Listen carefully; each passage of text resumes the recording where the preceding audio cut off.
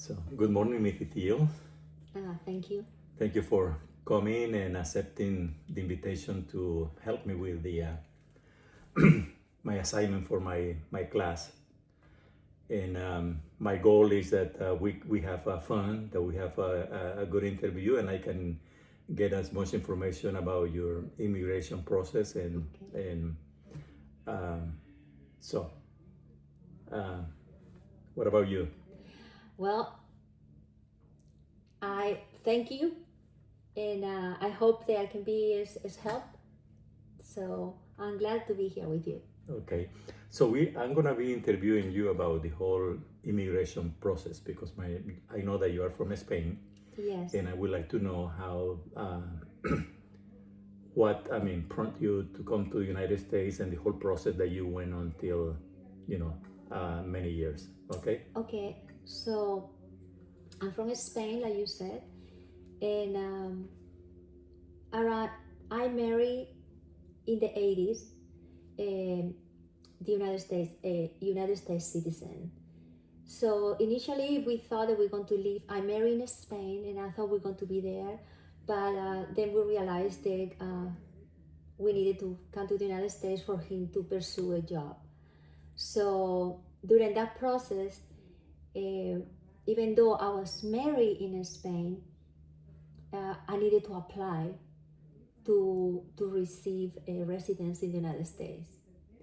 And that process was actually quite long because I don't know now, but by then, in the late 80s, I needed to have so many tests. I needed to have go to the doctor, get a test for my health in general, as well as a TB test, and by then AIDS.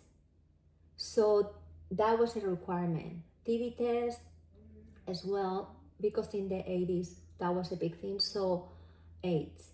So when I had that clear and I have all that documentation, then there was a lot of paperwork in regards who was going to sponsor me, even though I was married to an USA citizen. They want to make sure that somebody here, some family, it was going to still sponsor me.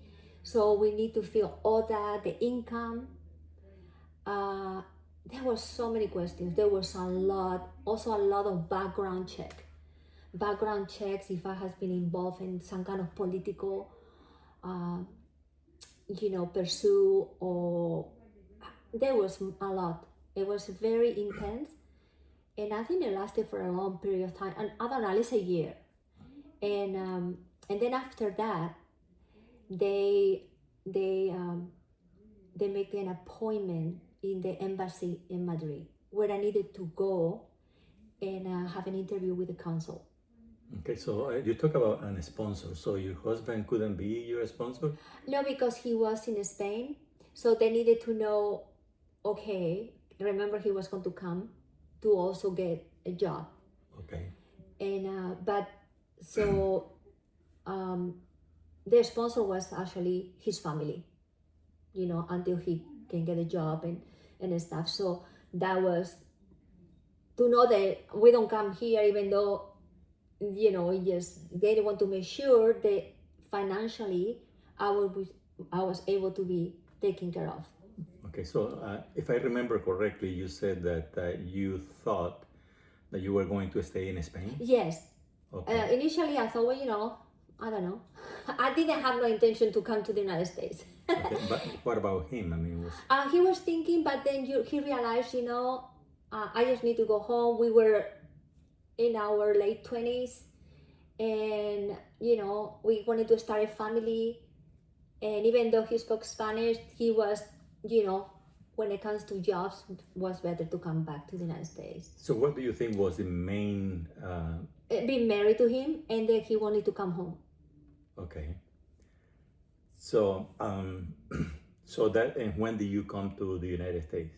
I was in the late 80s, I would say maybe around 88. Okay.